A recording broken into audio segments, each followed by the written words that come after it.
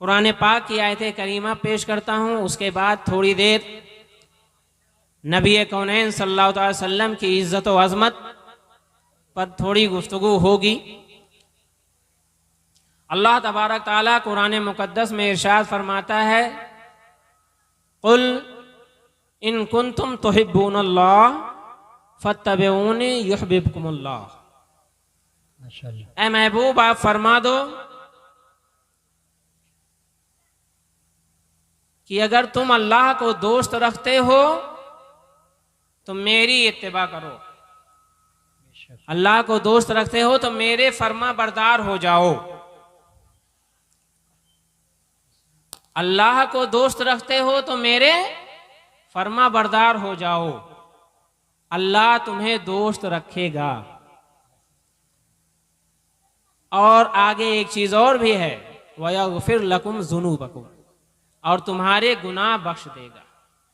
ये आयत करीमा मुख्तसर सी है, लेकिन आपने दामन में बहुत सारे एतराज़ात के जवाबात रखे। आयत करीमा देखिए आप, इन कुंतुम तुहिब्बूनल्लाह, अगर तुम अल्लाह को दोस्त रखते हो, यानी अल्लाह से मोहब्बत करना चाहते हो, अल्लाह तबारक ताला का कुर्ब हासिल करना चाहते हो, तो तुम्हें ऐसे नहीं मिल जाएगा कुर्ब। फत्तबिऊनी, काबा जाने के लिए नहीं कहा जा रहा है और दूसरी चीजों के लिए नहीं कहा जा रहा है। फत्तबिऊनी इसी में सब शामिल है। मेरे फर्मा बरदार हो जाओ, यानी नबी के फर्मा बरदार हो जाओ। किस लिए? जब अल्लाह तबारक ताला से तुम मोहब्बत करना चाहो या उसे दोस्त रखो ना चाहो तब। बेशक यहीं से वसीले का सबूत हो जाता है। वसीले के जो मुनकिर हैं, ये आयत उनका जवाब बनकर आई है। फत्तबिऊनी, मेरे फर्मा बरदार हो गए अल्लाह का कुर्ब पाने के लिए, तो अल्लाह का कुर्ब, अल्लाह की दोस्ती, अल्लाह की मोहब्बत तुम्हें डायरेक्ट नहीं मिलेगी। मुस्तफ़ा की फर्मा बरदारी करनी पड़ेगी, मुस्तफ़ा जाने रहमत की पैरवी करनी पड़ेगी। जब उनकी पैरवी करोगे तो ये वसीला बनेगा खुदाए कायनात, खुदा के बारगाह में पहुंचने के लिए और उसका कुर्ब हासिल करने के लिए। तो अब एक एतराज का जवाब कि वसीला जायज है और बगैर वसीले अल्लाह का कुर्ब नहीं मिलेगा, और वसीला मुस्तफ़ा जाने रहमत की फर्मा बरदारी। दूसरी चीज ये, हमेशा फर्मा बरदारी और इत्तिबा उसका होता है जो अपने से आला हो, अरफा हो। अपने बराबर की और अपने से कमतर की पैरवी नहीं की जाती है। पैरवी जिसकी की जाती है वो आला होता है, अरफा होता है, बुलंद हुआ करता है। यहीं से ये भी समझ में आ जाता है कि नबी कौनैन सल्लल्लाहु अलैहि वसल्लम को ये फरमाया जा रहा है कि आप कहो मेरी फर्मा बरदारी करो, यानी तुम मेरी फर्मा बरदारी करोगे तो तुम मेरे जैसे नहीं हो सकते हो, क्योंकि अपने जैसों की फर्मा बरदारी नहीं की जाती है, अपने से आला की फर्मा बरदारी। वाह वाह, सुभान अल्लाह, माशाअल्लाह। तो आयत करीमा ने दो जवाब दे दिया। फिर आयत करीमा का फायदा देखो, नबी कौनैन सल्लल्लाहु अलैहि वसल्लम की फर्मा बरदारी का फायदा क्या है? युहब्बिबकुमुल्लाह। नबी से फर्मा बरदारी, नबी की फर्मा बरदारी का सब फायदा युहब्बिबकुमुल्लाह, अल्लाह तुम्हें दोस्त रखेगा। और दूसरा फायदा वयग़फ़िर लकुम ज़ुनूबकुम, दूसरा फायदा ये कि अल्लाह तबारक ताला तुम्हारे गुनाह बख्श देगा। पता चल गया गुनाह बख्शवाना होगा तो बारगाहे रिसालत में आना होगा, और अल्लाह से मोहब्बत करनी होगी तो बारगाहे रिसालत में आना होगा। रसूल की फर्मा बरदारी करोगे तो अल्लाह तुम्हारी बख्शिश फरमा देगा और अल्लाह तुम्हें दोस्त भी रखेगा। बेशक, सुभान अल्लाह। और अल्लाह कौन है? अल्लाह क्या है? अल्लाह वो है जो अजन्मा हो, जिसने जन्म न लिया हो, वो अल्लाह है। जो असीमित हो, जिसकी कोई सीमा हो, वो अल्लाह नहीं है। खुदा उसे कहते हैं जो असीमित हो, खुदा उसे कहते हैं जो अजन्मा हो, खुदा वैसे कहते हैं जो निराकार हो, जो खुदा उसे कहते हैं जिसने पूरे विश्व की रचयिता की है। जो रचयिता है उसे खुदा कहा जाता है। जिसे रचा जाता है वो खुदा नहीं हो सकता है, जिसे बनाया जाता है वो खुदा नहीं हो सकता है। खुदा वह होता है जिसने सबको पैदा किया है, जिसने सबको बनाया है। जिसे बनाया गया हो वो खुदा नहीं हो सकता। बेशक हक है, वो खुदा नहीं हो सकता है। खुदा एक है, इसके कायल सब हैं। खुदा एक है और इस्लाम भी इसी की तबलीग करता है और यही हुक्म देता है कि खुदा एक है। खुदा जन्म नहीं ले सकता, क्योंकि जन्म लेने के लिए जरूरी है कि माँ हो, बाप हो। और खुदा खालिक है, हमेशा से है, हमेशा रहेगा, उसे मौत नहीं आनी है। तो जो खुदा होता है वो अजन्मा, असीमित होता है, निराकार होता है। वो तमाम जहान को पैदा करने वाला होता है, सबका पैदा। न उसका कोई बाप है, न उसकी कोई माँ है, न उसकी कोई औलाद है। वो जात ऐसी जात है जो हमेशा से है और हमेशा रहे, उसे खुदा कहते हैं। अब यहीं से बात समझ में आ गई। खुदा के चाहने वाले जो होते हैं उनके पेशानियां हर ताकत पर नहीं झुकती हैं, बल्कि वहीं झुकती हैं जहां खुदा का जलवा होता है। एक खुदा के सामने अगर झुकोगे तो तमाम जगहों से झुकने से तुम्हें रोक दिया जाएगा। सिर्फ एक खुदा के सामने झुको, खुदा एक है, उसी के सामने झुकना है। हमारी पेशानियां नबी कौनैन सल्लल्लाहु ताला अलैहि वसल्लम के आने से पहले आवारा थी। नबी कौनैन सल्लल्लाहु अलैहि वसल्लम की पैरवी करने से खुदा कैसे करीब हो, खुदा के कैसे करीब होंगे आप देखिए। मोहम्मद अरबी सल्लल्लाहु ताला अलैहि वसल्लम पैगंबर ऑफ पीस, अमन और राहत के पैगंबर हैं। वो जब दुनिया में तशरीफ लाए तो हमारी पेशानियां आवारा थी। हम हर ताकत को पूछते थे, हर कुव्वत के सामने सर झुकाते थे, लेकिन जब उन्होंने हमें दर्श दिया कि खुदा एक है, तो अब एक कहने वाले का कहा मान लिया है, मैंने तुझे बिन देखे खुदा मान लिया। माशाल्लाह माशाल्लाह, बहुत अच्छे। बगैर देखे खुदा मान लिया। अब हमारी पेशानियां आवारा नहीं है, खुदा एक है और उसी के सामने झुकेंगे। और मुस्तफा जाने रहमत उसके सबसे प्यारे महबूब बंदे हैं, महबूब बंदे हैं। आज इस्लाम को अलग अलग अंदाज से पेश किया जा रहा है और नए नए तरीके से इस्लाम को का तारुफ करवाया जा रहा है। तो जरूरी है कि रसूल की फरमाबरदारी की जाए और रसूल की पैरवी की जाए और रसूल की सीरत सामने लाई जाए।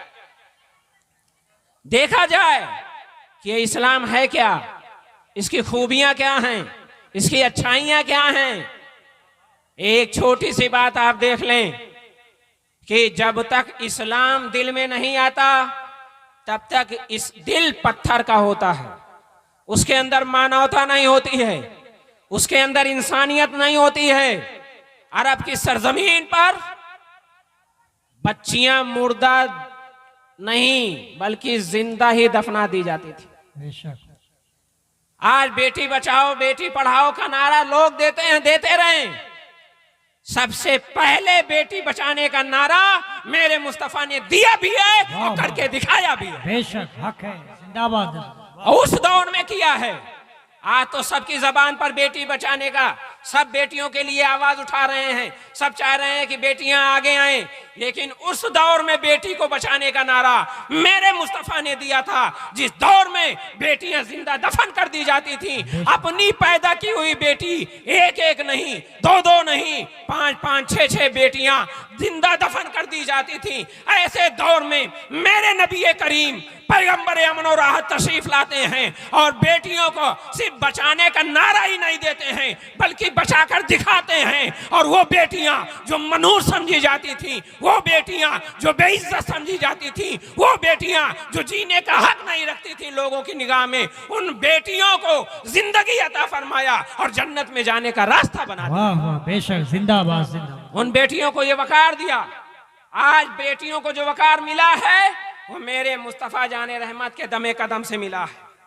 इसलिए बेटियों को बचाने के लिए मेरे रसूल की फरमाबरदारी करो, बेटियों को बचाने के लिए मेरे रसूल की फरमाबरदारी करो। उन्होंने बेटियों को बचाया है, उन्होंने औरतों के इज्जत को मटिया मेल होने से बचाया है। वो औरतें जो मनहूस समझी जाती थी, विधवा, आप जानते ही होंगे, विधवा औरतों को जीने का हक नहीं दिया जाता था। कुछ जगह ऐसे रिवाज थे कि उनको चिता पर जलकर सती होना पड़ता था। बताइए, 16 साल 20 साल की उम्र में कोई शादी हुई और उसका शौहर मर गया, तो अब उसमें उस बच्ची का क्या कसूर था, उस लड़की का क्या कसूर था? लड़कियां, विधवाएं मनहूस समझी जाती थी। आज भी कुछ लोगों का नजरिया है, आज भी कुछ लोग विधवाओं को मनहूस समझते हैं। आज भी कुछ लोग विधवा आगे से गुजर जाए तो उनका रास्ता कट जाता है।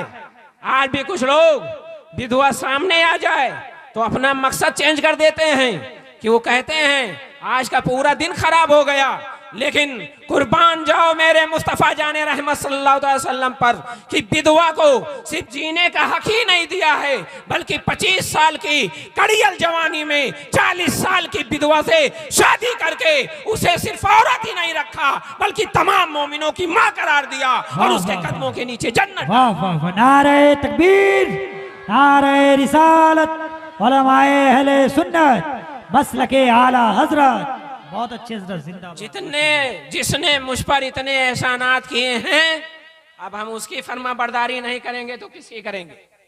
हम उसकी पैरवी नहीं करेंगे तो किसकी करेंगे? आज दुनिया की सबसे अच्छी शख्सियत का नाम मोहम्मद अरबी है। दुनिया में सबसे ज्यादा पुकारा जाने वाला नाम मोहम्मद है। लोग मोहम्मद अरबी सल्लल्लाहु अलैहि वसल्लम की तौहीन करके सोच रहे हैं कि हम उनकी तौहीन करेंगे तो उनके मर्तबे घटेंगे। सुनो, मेरे नबी की तौहीन करने वाले खुद जलील और रुसवा होते हैं, क्योंकि नबी कौनैन के जमाने में भी कुफ्फार उनको मुजम्मम कहते थे। जब सहाबा किराम आए बारगाह रिसालत में और अर्ज किया, या रसूल अल्लाह, सब आपको मुजम्मम कह रहे हैं, तो मेरे पैगंबर अमन और राहत ने इरशाद फरमाया, वो किसी और को मुजम्मम कह रहे होंगे, मेरा खुदा मुझे मोहम्मद कहता है, और जो मोहम्मद होता है वो मुजम्मम नहीं हो सकता। बेशक, सुभान अल्लाह, माशाअल्लाह। ये है मेरे नबी कौनैन। हम उनकी फरमाबरदारी नहीं करेंगे तो किसकी करेंगे? अब अगर मेरे नबी की जात पर कोई हमला हो, उनको कोई बुरा कहे, तो मुझे बताओ, दुनिया में कोई ऐसी एक जात लेकर आए कोई? लोग अपने रहबरों को पढ़ने का हुक्म नहीं देते हैं, उनकी सीरतों को छुपाते हैं कि उनकी सीरतें सामने आएंगी तो उनकी बेहयाइयां भी सामने आएंगी, उनकी सीरत लोगों के सामने आएगी तो उनकी कूटनीतियां भी सामने आएंगी। लेकिन सिर्फ इस्लाम ऐसा मज़हब है जो कहता है, डंके की चोट पर कहता है, आओ मेरे नबी की सीरत को पढ़ो। अगर मेरे नबी की सीरत पढ़ लोगे तो तुम भी नबी वाले हो जाओगे, मुसलमान हो जाओगे, ईमान वाले हो जाओगे। माशाअल्लाह, माशाअल्लाह। ये मेरी नबी की जात है। पढ़िए उन्हें, उनके पास आइए, उनकी सीरत को देखिए, किस तरीके से समाज को सुधारा है मेरे मुस्तफा जाने रहमत। मुसलमानों, आज हम नामूसे रिसालत के नाम पर यहां इकट्ठा हैं, लब्बैक के नारे हम लगा रहे हैं, लेकिन मुझे बताओ लब्बैक के क्या माने होते हैं? लब्बैक क्यों कहा जाता है? लब्बैक या रसूल अल्लाह, या रसूल अल्लाह मैं हाजिर हूं। लब्बैक या रसूल अल्लाह, या रसूल अल्लाह मैं हाजिर हूं। आई एम प्रेजेंट, प्रेजेंट, मैं मौजूद हूं। कहां मौजूद? रसूलुल्लाह से कहा जा रहा है या रसूलुल्लाह मैं हाजिर हूं। मुस्तफा जाने रहमत से कहा जा रहा है या रसूलुल्लाह मैं हाजिर हूं।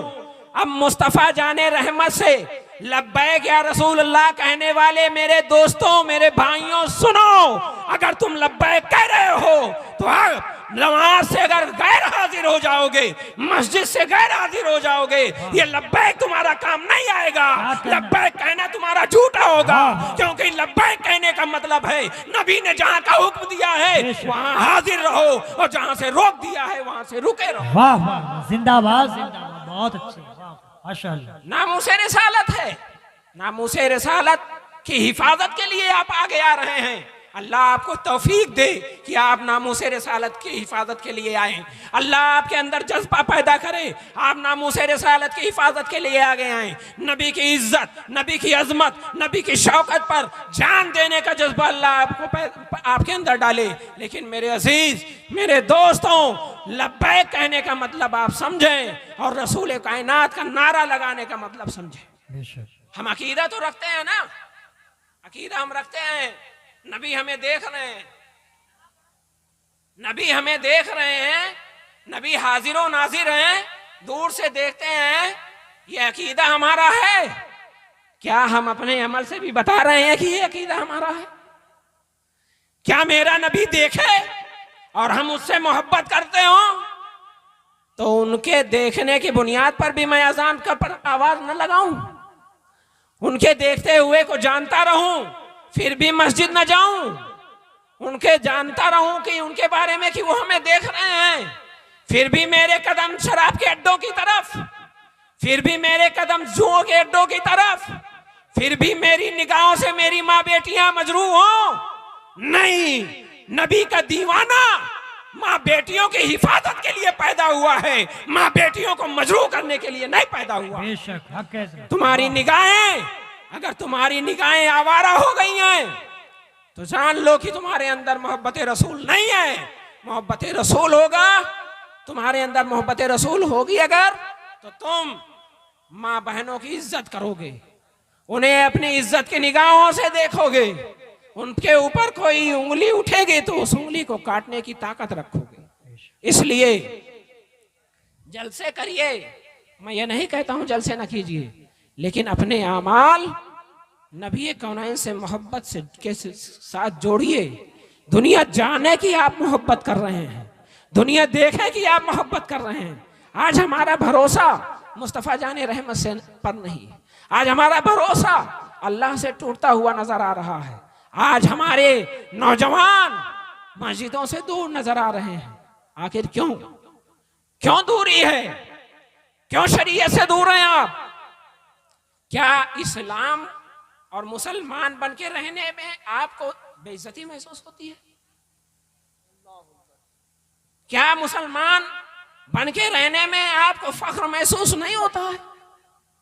अगर मुसलमान बन के रहने में फख्र महसूस नहीं होता है तो समझ लीजिए आपके दिल में कुछ कजी है, उस कजी को निकालना पड़ेगा। मेरे दोस्तों, ये मुस्तफ़ा जाने रहमत की शरीयत है, मेरी फरमा बरदारी करो, सरकार ने फरमाया, और ये फरमाना अल्लाह के फरमाने से हुआ है, तब अल्लाह तुमसे मोहब्बत करेगा। आज नगर नगर, डगर डगर, करिया करिया, झोला बिस्तर लेकर जाने वाले रिसालत के ताल्लुक से कुछ नहीं बोलेंगे, हमेशा तौहीद ही तौहीद। अल्लाह ने साफ फरमा दिया, अल्लाह का दोस्त रखते हो तो नबी कौनैन की फरमा बरदारी होनी चाहिए।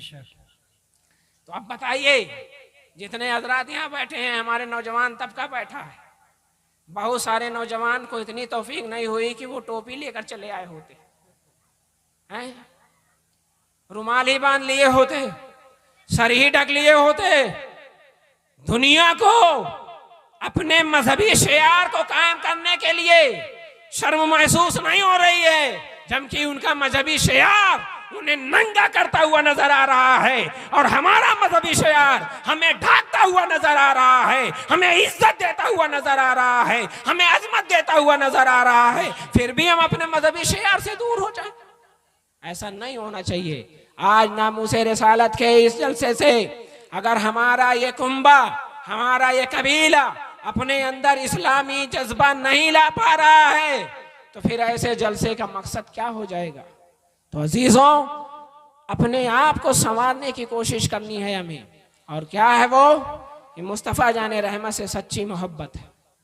और मोहब्बत ऐसे नहीं नारा लगा लो मोहब्बत हो गया, नहीं, मोहब्बत देखनी हो तो सिद्दीक़ अकबर की मोहब्बत देखो, फारूक आजम की मोहब्बत देखो, सहाबा के नाम की मोहब्बत देखो।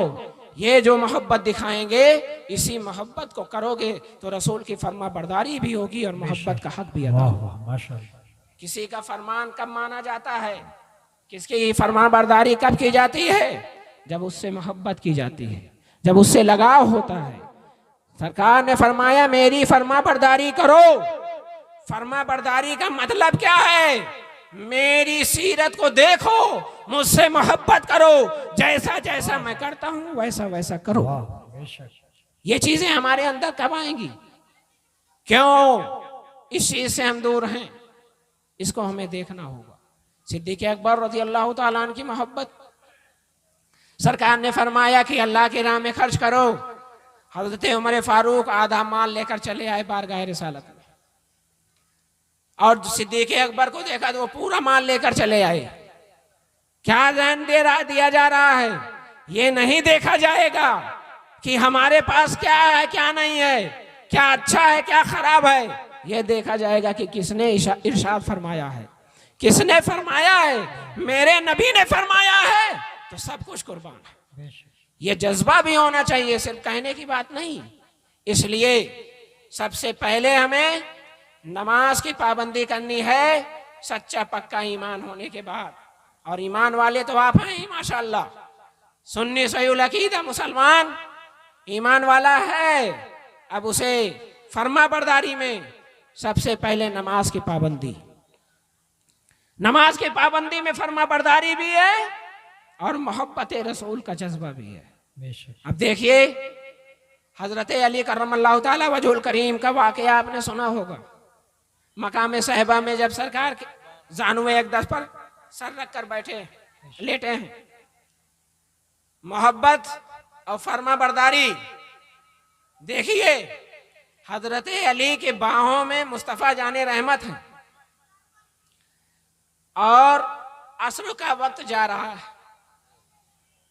मोहब्बत देखिए कि इधर अगर जुम्बिश होती है तो मुस्तफ़ा की नींद खुलती है, और उधर नमाज कज़ा होती है। और नमाज क्या है, अदाए मुस्तफ़ा ही तो है। नमाज क्या है, मुस्तफ़ा की अदा ही तो है। मुस्तफ़ा जाने रहमत जिस तरीके से खड़े हुए थे, क़याम फरमाए थे, उस तरीके से क़याम, जिस तरीके से रुकू किए उस तरीके से झुकना, जिस तरीके से सजदा किए उस तरीके से सजदा करना, यही तो नमाज है और यही मुस्तफ़ा की अदा है।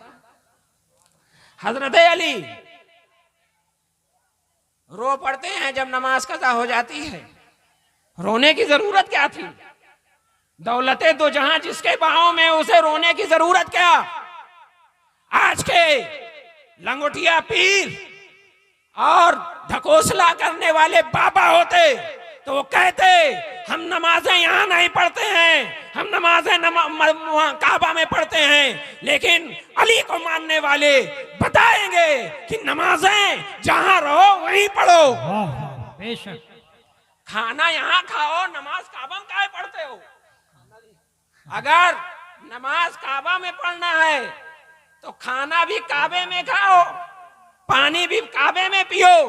तो जो पीर तुम्हारे पास ऐसा आए कि हमारी नमाज काबे में होती है, साफ साफ बता दो तो जाओ पीर साहेब, वहीं काबे में खाना, वहीं पीना, वहीं रहना, वहीं सोना, यहाँ तुम्हारे लिए गुंजाइश नहीं है। इतने बड़े मर्तबा वाला यहाँ काहे पड़ा है, जाए वहां। क्या बात है।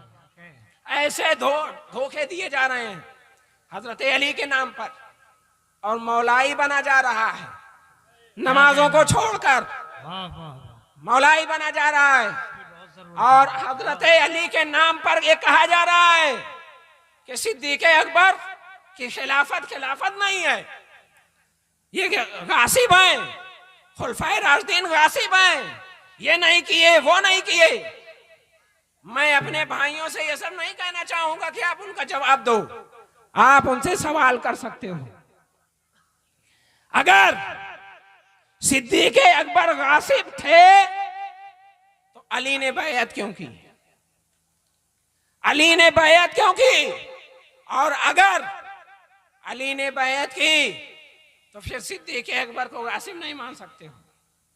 और अगर कहो तकैया कर लिए थे हमारी तरह, कमजोर मसलहत देखकर उन्होंने बैअत नहीं की, तो बता देना वो तुम्हारा कमजोर अली होगा जो डर गया तकैया करे। मेरा अली शेरे खुदा है, मेरा अली कुव्वते परवरदिगार है। जब उसका बेटा बरसों के बाद फासिक के हाथ पर बैअत नहीं करता है तो वो गासिब के हाथ पर कैसे बैअत करेगा? वाह वाह, बेशक हक हजरत, वाह। ऐसे मौलाइयों को बताने की जरूरत है। हजरत अली मकाम साहिबा में हैं, रो पड़ते हैं। नबी कौनैन ने इरशाद फरमाया, अली रुलाया किसने? इरशाद फरमाया नमाज में। सवाल कर सकते हो, जब दौलते दो जहां बाहों में हो तो रोने की जरूरत क्या? जब नबी मिल गए तो नमाज के लिए क्यों रो रहे हो? जब नबी मिल गए तो इबादत के लिए क्यों रो रहे हो? जब नबी मिल गए तो रियाजत के लिए रोना कैसा?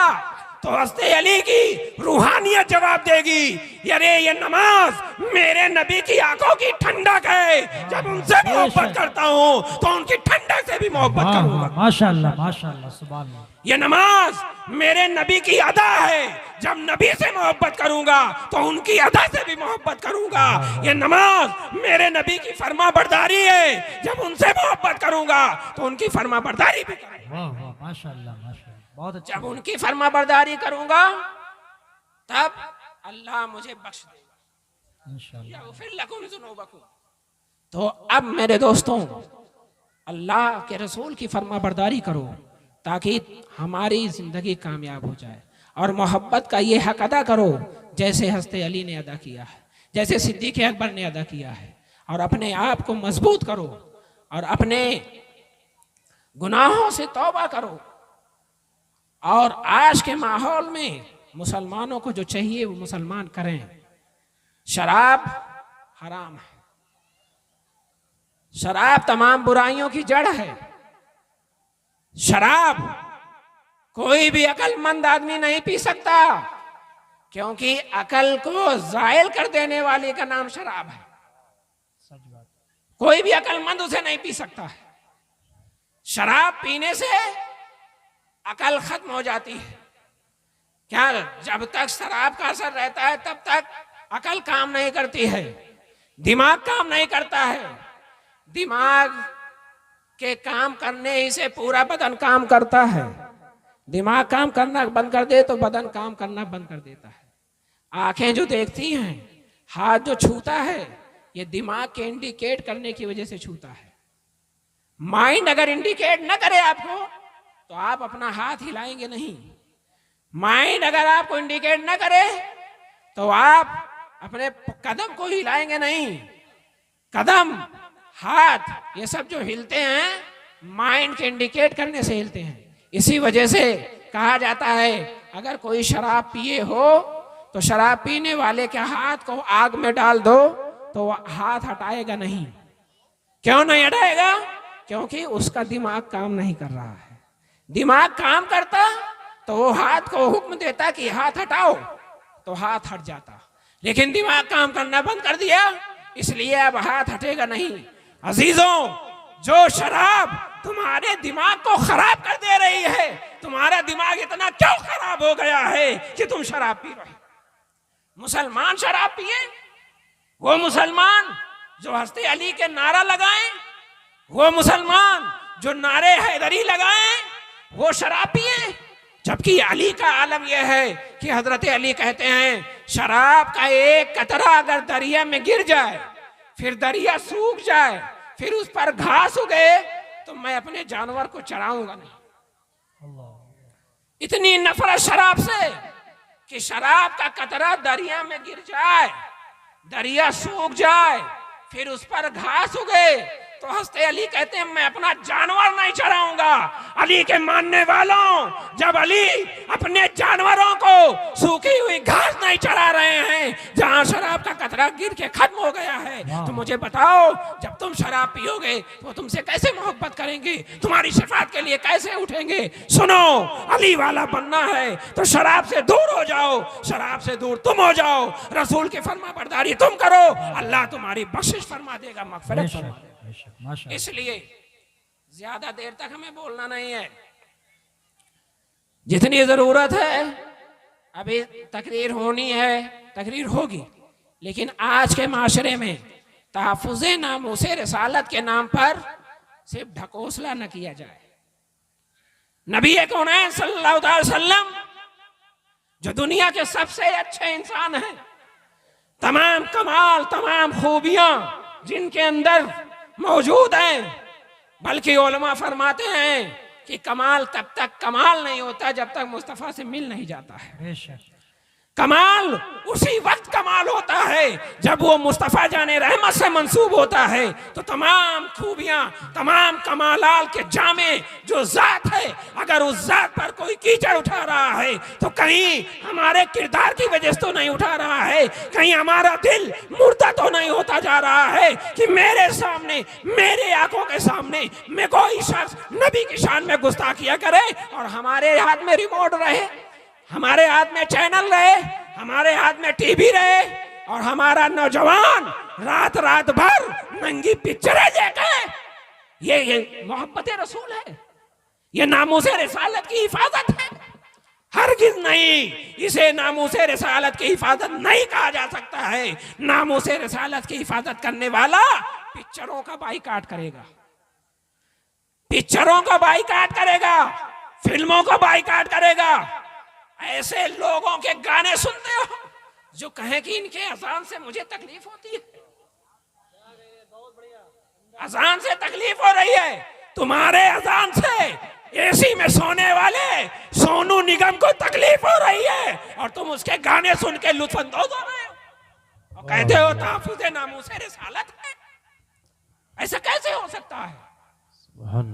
जो ये कह रहा है कि इनके अजान से मुझे तकलीफ होती है और हमारी मुर्दा दिली पे कह रहा है, वो हो सकता है इसे कुदरत ने कहलवाया हो ये दिलाने के लिए कि देखिए एसी में बंद कमरे में जहां किसी की आवाज नहीं जाती है वहां भी से अल्लाह अकबर की आवाज सुनाई दे रही है।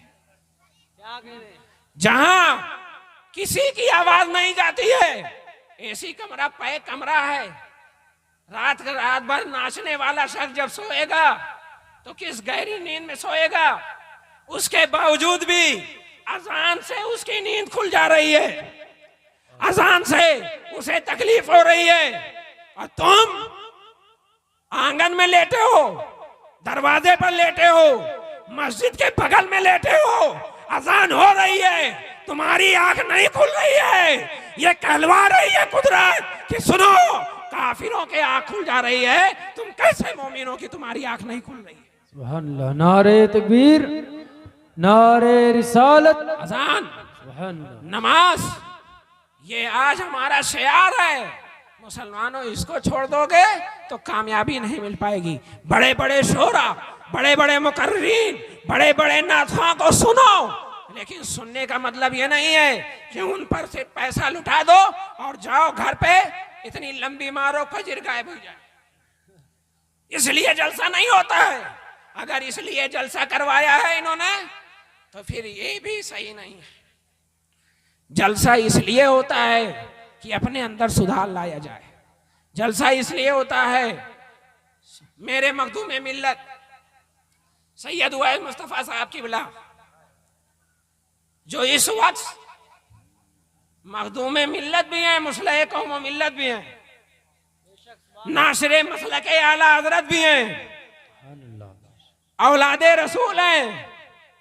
इरशाद फरमाते हैं, अगर तुम्हारे जलसे से तुम्हारी हालत नहीं बदल रही है तो जलसा करना बंद कर दो। तुम्हारे जलसे से तुम्हारी हालत नहीं बदल रही है तो जलसा करना बंद कर दो, क्योंकि जलसे में यह सिखाया जाता है कि माँ बाप का एहतराम करो, और तुम पीरों के लिए तो कमरा खाली कर देते हो और माँ बाप तुम्हारे मीठे बोल के लिए तरस जाते हैं, और तुम जलसा करके हल्ला मचा रहे हो। तुम्हारे माँ बाप मांगे पैसा तो पैसा देने से कतराते हो, और जलसे के लिए दसियों हजार खर्च कर रहे हो। ये खर्च करना इस बात की दलील है कि तुम अपने माँ बाप पर भी खर्च करो, तब तो ये खर्च करना काम आएगा। माँ बाप तड़प रहे हो, रो रहे हो, तुम्हारी मीठी बोल को तरस रहे हो, तुम्हारे दीदार को तरस रहे हो, तो सुन लो, न किसी की पीर की खिदमत काम आएगी, न किसी जलसे की खिदमत काम आएगी। नबी की फरमा बरदारी कैसे करोगे, इस पर तवज्जो देने की जरूरत है। अपना माशरा सही करो, अपने आप को सुधारो, फॉर्मेलिटी से दूर हटकर हक बोलने, हक कहने का जज्बा अपने अंदर लाओ और अमल करने की कोशिश करो। हमारे नौजवान जिन्होंने ये जलसा करवाया, मैं उन्हें बहुत मुबारकबाद पेश करता हूँ। लेकिन मेरे नौजवानों, आज आप तहैया करके उठिएगा कि इंशाअल्लाहुल अज़ीज़ तहफ़्फ़ुज़े नामूसे रिसालत के नाम पर आज मैं अहद करता हूं कि आज से हमारी नमाजें कज़ा नहीं होंगी, आज से हमारी नमाजें कज़ा नहीं होंगी, आज से हमारे माँ बाप की शान में हमारे जरिए से गुस्ताखी नहीं होगी। आज माँ बाप के एहतराम में एक जुमला बोल कर मैं चलता हूँ। हज़रत मखदूम मिल्लत के भाई साहब कहते हैं, माँ बाप की ताज़ीम ऐसे करो कि अगर उन्हें पैसा भी दो तो पैसा उनको ऐसे न दो कि तुम्हारे माँ बाप हाथ फैलाए हो, बल्कि तुम अपने हाथ फैलाकर उसी पर पैसा रख दो, तुम्हारे माँ बाप उस पर से उठा लेंगे। ये देने का तरीका है, क्योंकि जब तुम्हारा हाथ ऊपर होगा और तुम्हारे बाप का हाथ नीचे होगा तो लगेगा कि तुम एहसान कर रहे हो, लगेगा, क्योंकि ऊपर वाला हाथ नीचे वाले हाथ से अफजल हुआ करता है। जब माँ बाप को दो तो तुम अपना हाथ ऐसे कर लो, माँ बाप तुम्हारे हाथ से उठा ले पैसा, ताकि उन्हें लगे और तुम्हें भी लगे मैं ऐसा नहीं कर रहा हूँ, ये जो कुछ कमाइयाँ है मेरे माँ बाप का सदका है, उन्होंने इस लायक बनाया है कि मैं ऐसे कमा के दे रहा हूँ। ये तरीका है, फॉर्मेलिटी से दूर हटकर आज आपको ये काम करना है। इस जलसे से आप उठें तो ये पैगाम लेकर उठें कि आज के बाद मैं माँ बाप को परेशान नहीं करूंगा, माँ बाप का फरमाबरदार रहूंगा, आज के बाद शराब नहीं पीऊंगा, शराब के पीने वालों को अगर वो मेरा भाई है उसे रोकूंगा, नहीं मानेगा तो अपने बड़ों से कहकर मनवाऊंगा, क्योंकि जब मेरा भाई है तो उसे गड्ढे में जाने भी नहीं दूंगा, उसे छोड़ूंगा भी नहीं और उससे शराब छुड़वा भी दूंगा। ये तहैया करिए, नौजवान इसके लिए आगे आए कि अगर कोई एक शराबी हो उस शराबी से शराब खत्म करवाएं, उसको अपना दोस्त समझें, अजीज बनाएं और कहें बेटे तुम भाई तुम जहन्नम की तरफ जा रहे हो, गलती की तरफ जा रहे हो। शराब पीने वाला माँ बहन में इम्तियाज नहीं कर पाता है, शराब पीने वाला माँ बेटी में इम्तियाज नहीं कर पाता है, शराब पीने वाला हक और सच में झूठ में इम्तियाज नहीं कर पाता है। इसलिए शराब के अड्डे पर हम न जाएं। अगर कोई जुआ खेलता है, जुआ जिस भी अंदाज में खेल रहा हो, हर वो खेल जुआ है जिस पर यह तय हो कि हारने वाले को इतना पैसा दिया जाएगा, जीतने वाले को। हर वो खेल जुआ है। वो खेल चाहे ताश के पत्ते का हो, चाहे लूडो का हो, चाहे क्रिकेट का हो, अगर ये शर्त है कि हारने वाले को जीतने वाले को इतना पैसा देना पड़ेगा तो ये जुआ है और जुआ हराम है, तुम्हें जहन्नम की तरफ ले जाएगा। तो जुए से भी बचो। और आज जो उर्वानियत अपनी बहन बेटियों में देखो, तो ये जिम्मेदारी सबकी होनी चाहिए। बेटियों को पढ़ाओ, इस्लाम पढ़ाने का मुखालिफ नहीं है, लेकिन दूसरे की लज्जत का सामान फराहम करने के लिए अपनी बेटियों को ना भेजो। बेटी भेजो तो देखो हमारी बेटी कहाँ जा रही है, क्या पढ़ रही है, कैसे क्लास कर रही है, उसके मोबाइल में क्या है, मोबाइल में किससे किससे बात करती है, किसी गैर महरम से बातें तो नहीं कर रही है, गैर चीजें तो नहीं देख रही है। जब इतनी चीजें देख सको तब मोबाइल दो, वरना मोबाइल न दो, मोबाइल छीन लो, वाह भाई वाह, वरना दयूस कहे जाओगे। अपनी बहन बेटियों की हिफाजत आपकी जिम्मेदारी है।